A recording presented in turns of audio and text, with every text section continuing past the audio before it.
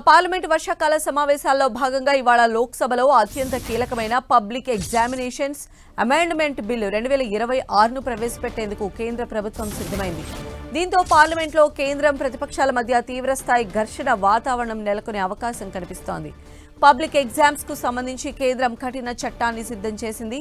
Public పరీక్షల్లో జరుగుతున్న paper లీకేజ్లు, అక్రమాలకు చెక్ పెట్టేందుకు కేంద్రం ఈ చట్టాన్ని సిద్ధం చేసింది.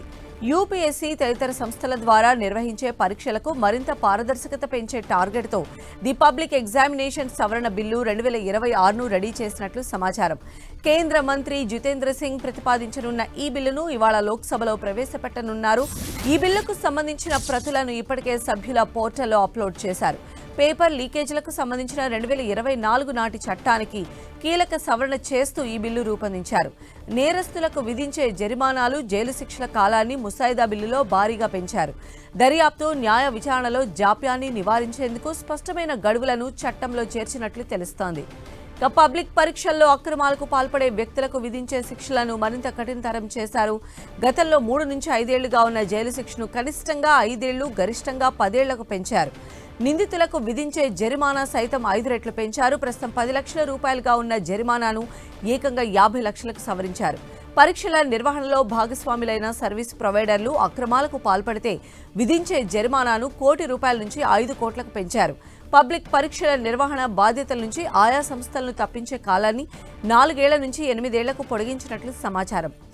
పరీక్షల నిర్వహణలో అక్రమాలు జరిగినట్లు సర్వీస్ ప్రొవైడర్ సంస్థకు చెందిన డైరెక్టర్లు, ఉన్నతాధికారుల పాత్ర ఉన్నట్లు దర్యాప్తులో తేలితే 5 ఏళ్ల కనీస జైలు శిక్ష విధించనున్నారు. ఇప్పటివరకు ఈ శిక్ష 3 ఏళ్లుగా ఉండేది. అలాగే వీరికి విధించే జరిమానాను ₹1 కోటి నుంచి 5 కోట్లకు సవరించారు.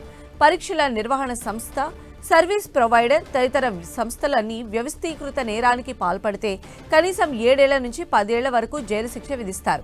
గతంలో ఉన్న 5 ఏళ్ల కనిష్ట శిక్షను తాజా బిల్లులో 7 ఏళ్లకు పెంచారు. ఈ తరహా నేరాలకు విధించే జరిమానాను ₹1 కోటి నుంచి గరిష్టంగా 10 కోట్లకు పెంచారు.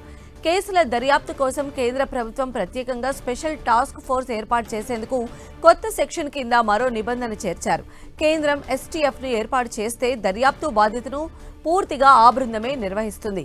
కొత్తగా చేర్చిన సెక్షన్ 12A ప్రకారం పోలీస్ స్టేషన్లో కేసు నమోదైన నాటి నుంచి లేదా కేంద్ర దర్యాప్తు సంస్థ ఎస్టీఎఫ్లకు కేసును అప్పగించిన తేదీ నుంచి ఖచ్చితంగా 2 నెలల్లోగా దర్యాప్తు పూర్తి చేయాలని బిల్లులో నిర్దేశించారు. కేసులను త్వరితగతిన విచారించేందుకు రాష్ట్ర ప్రభుత్వాలు, కేంద్రపాలిత ప్రాంతాలు స్పెషల్ ఫాస్ట్ ట్రాక్ కోర్టులను ఏర్పాటు చేయాలి. ఈ కోర్టులో సాక్షుల విచారణను వాయిదాలు వేయకుండా ప్రతిరోజు కొనసాగించాలి. ఛార్జ్షీట్ దాఖలు చేసిన తేదీ నుంచి 3 నెలల్లోపు విచారణ ముగించి తీర్పు వెలువరించాలి. చట్టం అమల్లోకి వచ్చే నాటికి పెండింగ్లో ఉన్న కేసులన్నింటినీ ఫాస్ట్ ట్రాక్ కోర్టులకు బదిలీ చేస్తారు. ఆ కేసులను స్వీకరించిన తేదీ నుంచి 3 నెలల్లోపు తీర్పు ఇవ్వాలి. కేసుల వాదన కోసం రాష్ట్ర ప్రభుత్వాలు ప్రత్యేక పబ్లిక్ ప్రాసిక్యూటర్లను నియమించనున్నారు. కొత్తగా చేర్చిన సెక్షన్ 12 ప్రకారం స్పెషల్ ఫాస్ట్ ట్రాక్ కోర్టు ఇచ్చిన తీర్పులు, ఆదేశాలపైన కేవలం హైకోర్టులోనే అప్పీల్ చేసుకోవాలి. ఇతర ఏ కింది స్థాయి కోర్టుకు అప్పీల్, రివిజన్ అధికారాలు ఉండవని సవరణ చేయనున్నారు. ఈ అప్పీళ్లను హైకోర్టులోని 2 న్యాయమూర్తుల ధర్మాసనం విచారిస్తుంది. అప్పీల్ స్వీకరించిన తేదీ నుంచి 3 నెలల్లోపు పరిష్కరించాలి. కింది కోర్టు తీర్పు వెలువడిన 30 రోజుల్లోపు అప్పీల్ చేసుకోవాలి.